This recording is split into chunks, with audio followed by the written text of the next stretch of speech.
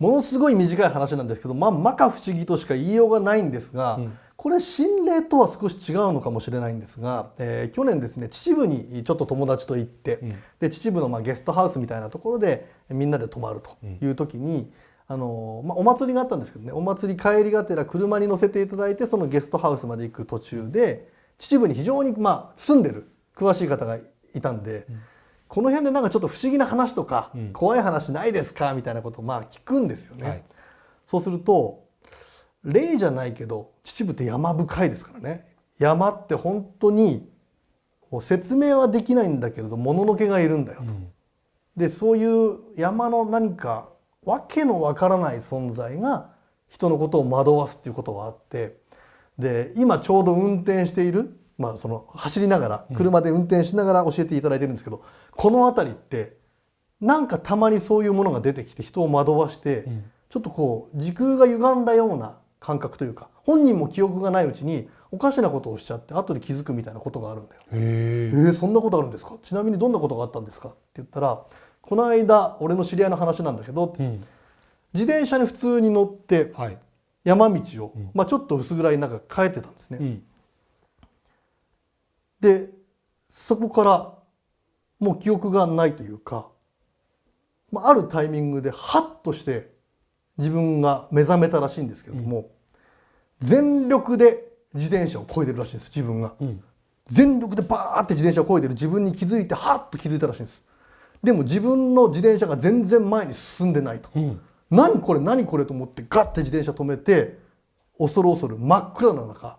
降りたら、いわゆる崖の手前のところで自転車のスタンドだけ立てて自分が全力で自転車こいでたらしいんです。で途中でどういう経緯でそこにまで行って、スタンドが外れれば真っ逆さまですよね。そうですね。ギリギリ落ちる手前のところにスタンドを立てて全力でシャーってこいでたらしい。怖っ。で気づいて、とんでもない、これ山のもののけにやられたって言って、その人は事なきを得て帰ってきたんですけど、それをみんな友達で話すと、やっぱりそういう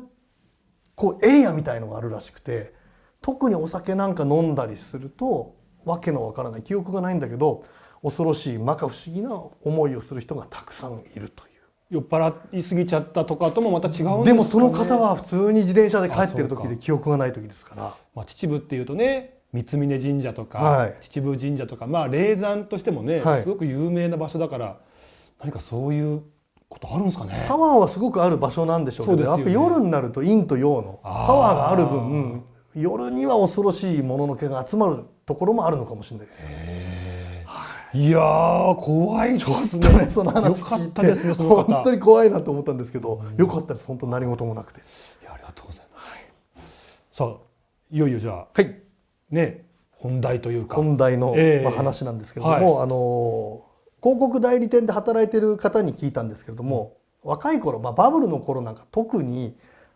やたら海外に撮影に行くんだと。なんかもう華やかでお金あった時ってそうだったみたいですね。そうです。でベトナムに行った時に普通に撮影終わって、で日本の仲間に、お土産買ってこうっていう中で、特に親しい仲間の方がジッポーを集めてたんで、ライターね。ライター、で、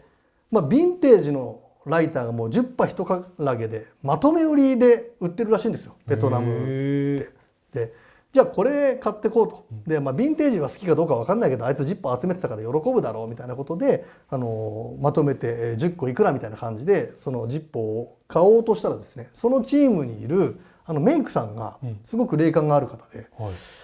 ちょっとごめんなさいって、こんなこと言うのもなんなんですけど、この中のこの10羽はちょっと気持ち悪いんですよって。1個だけ？1個です。でこれヴィンテージだから、なんかちょっとどこで仕入れたものというか、どこに落ちてたものとかもわからないんで、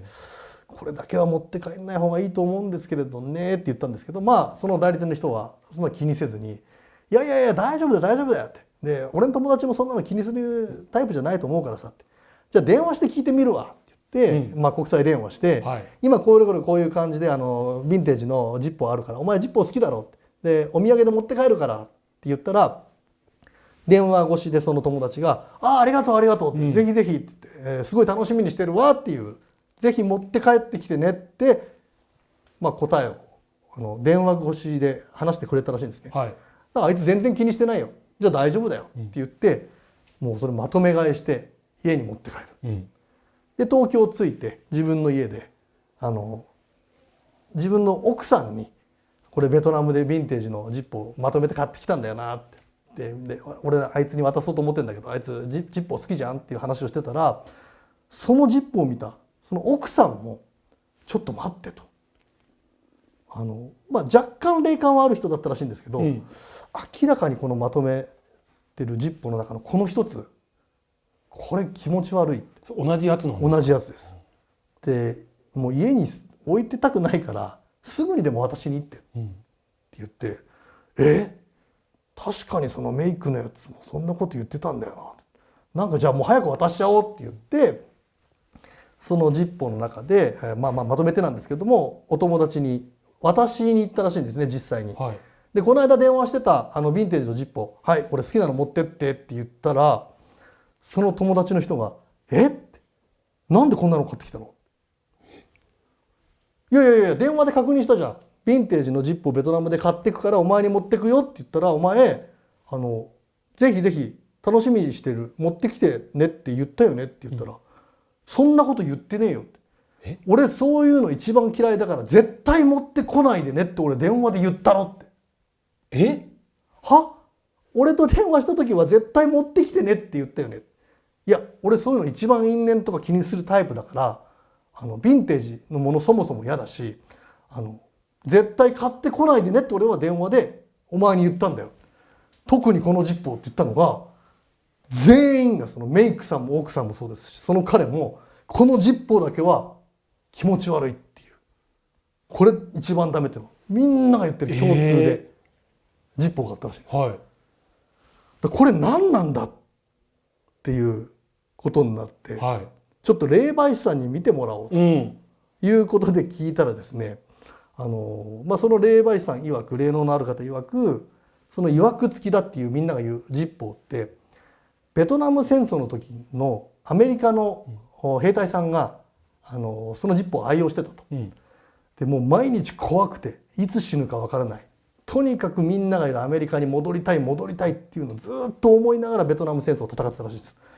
で自分が常に持ってるものって自分の身代わりになるんで、ある種その人が亡くなった時にそこにこう入ってしまってると、念とか思いがぐーっと入ってしまって、とにかくベトナムを出てアメリカに帰りたいっていうその執念の塊が入ってるジッポーらしいんです。なのでこれは持っていると良くないと、今日本にあるのでアメリカに送ってあげましょうっていう。だから自分がアメリカに帰りたいっていう気持ちがあるから、おそらく電話で声を変えたのか念で違う風に伝えて自分を日本にまでまずとにかくベトナムを出させたんじゃないかと。でもまだ終わってませんと、アメリカに返してあげてくださいっていうことで、まとめてそのジッポー自体をアメリカに送って、これで大丈夫ですっていう話になったということなんですけれども、普段自分が愛用しているものって念が入ってその人自身になってしまうなんて言いますから。すごい、なるほどね。よく沖縄のね神の島、パワースポットにある石なんかをね、勝手にこう持ってきちゃうと、その石が泣くっていう、その場所に戻りたいっていうことですね。で結局みんななんかもう戻さざるを得なくなってっていうね話もありますけど、やっぱそういう思いとか、そこに帰りたいとか、そこに行きたいっていうのって宿るんですかね、ものにもね。そうですね。でも宿ることによって、でもそれが波長の合う人で見つけてもらって訴えかけて、結果アメリカに戻れたわけですからね。思いは遂げられたわけですよね。遂げられたという、それだけベトナム戦争ってかなり悲惨な状況が繰り広げられてたわけですから、彼も最終的には良かったのかななんていうふうに思いますけれども、それだけの念ってやっぱり見る人が見たら何これって思うぐらいのものが出てるのかななんていうふうにちょっと思いますよね。